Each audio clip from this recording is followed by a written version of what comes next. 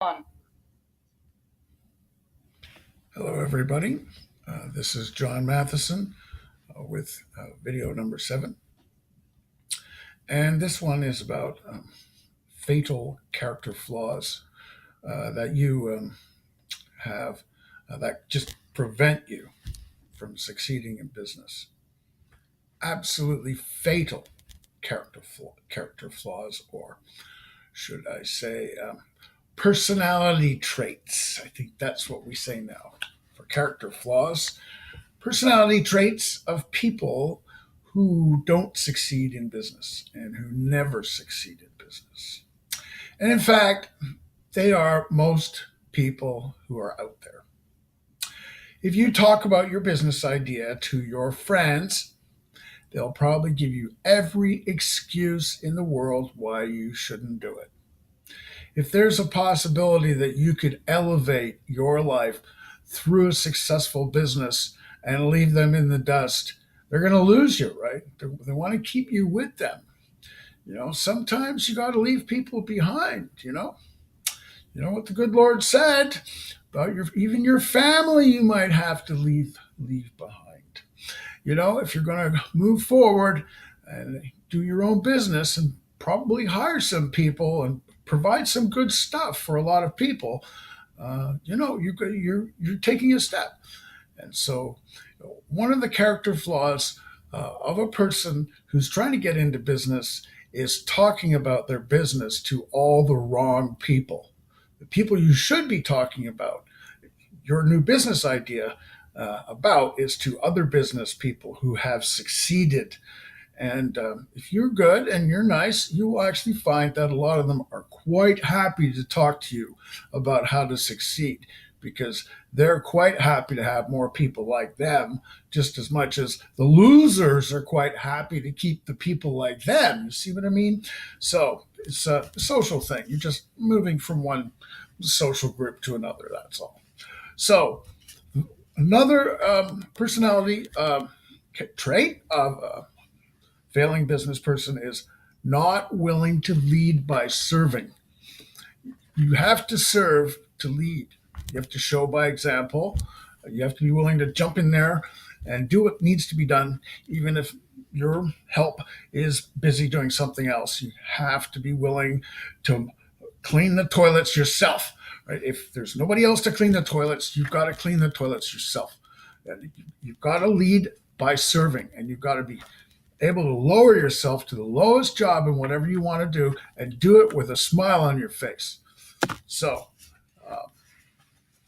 the next one is, in business, you made a decision to take a risk.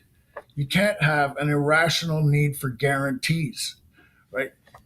If you need guarantees, starting up a business, especially when you don't know the outcome, is not for somebody who has a need for guarantees. You're not guaranteed anything in business at all.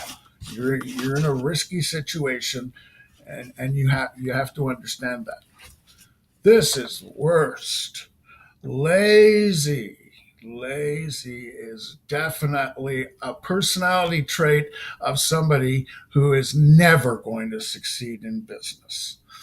Try and be a 60-hour a week person, or a 70-hour a week person, or an 80-hour a week person, but get your sleep. Get your sleep. Absolutely.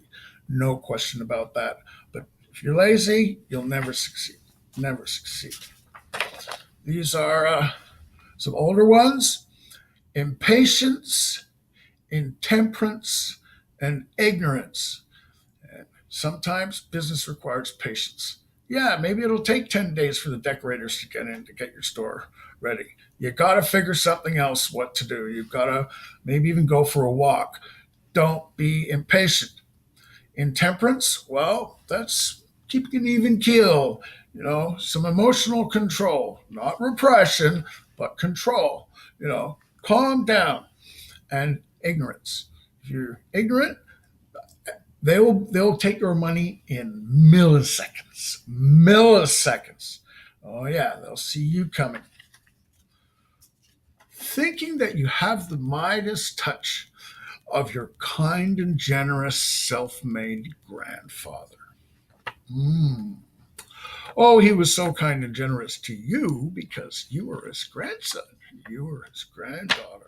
Oh, he was the nicest guy. He gave to all the charities, went to church, and everything else. But I'm fairly certain that in business, he was quite tough and quite ruthless. And if you didn't do what he said, well, and you never saw any of that while you were growing up and going to all the nice cottages and flying around the world and having a good time and all that. So just remember, consider very carefully if you actually have any of the royal jelly, because the chances are you don't.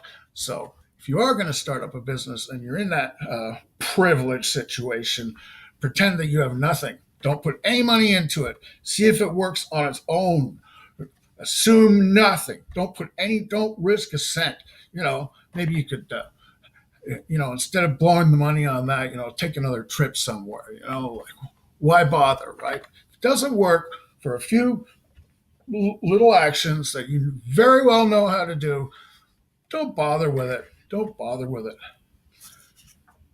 If you're not in that situation, well, not knowing accounting is going to kill you. I've already told you that before, but you've got to be good at accounting in order to do well in business.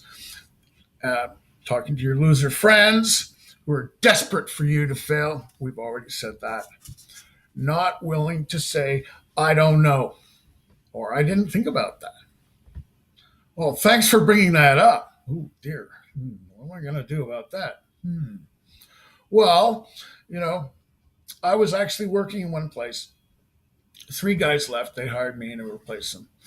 And I had this stack of paper, and I had to call it all up. And the guy, I was talking to this physics professor or something like that.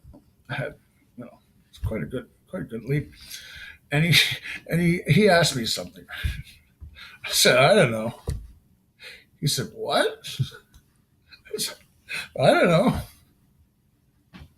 So he said that you're the first computer salesman I've ever talked to who said, I don't know.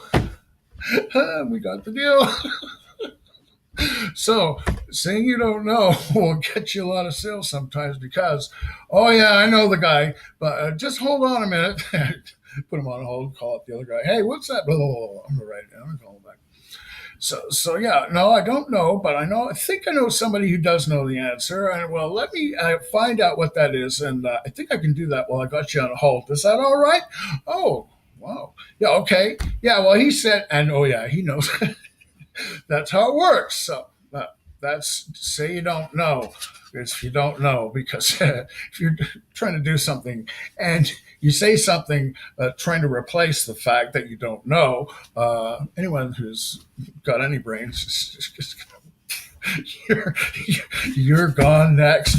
So I don't know, I've been trying to break down, things, and they seem to come down to these 4 things, basically. You've got no conception of the existence of your marketplace, or you've got no idea of your marketplace. You've got no idea of what it's really like out there. You've got no conception of the existence of your marketplace. Right. So what is the existential state of the economy, the market, what you're trying to sell, well, what your marketplace is, right? You don't have any idea of what you're going into the existence. So then your conception, what's your conception of what you're doing, right? Well, consider it, it's conception is a pretty generic term, and then perception. Once you got, a sense of what's going on there and a conception of what you want to do, well, what you actually see more immediately, your perception of your circumstances and the assets that you have at disposal and your so on and so forth. And then finally, decision. Right, your ability to make a decision. So think about that: existence, conception, perception, and decision. And generally, it's pretty good to do that in that order, as a matter of fact, although you can sometimes reverse perception and conception. But generally, we all have generally found that existence comes first. Okay, we all exist, whether or not we're doing anything or we're not. So anyway, the next one is going to be about operations.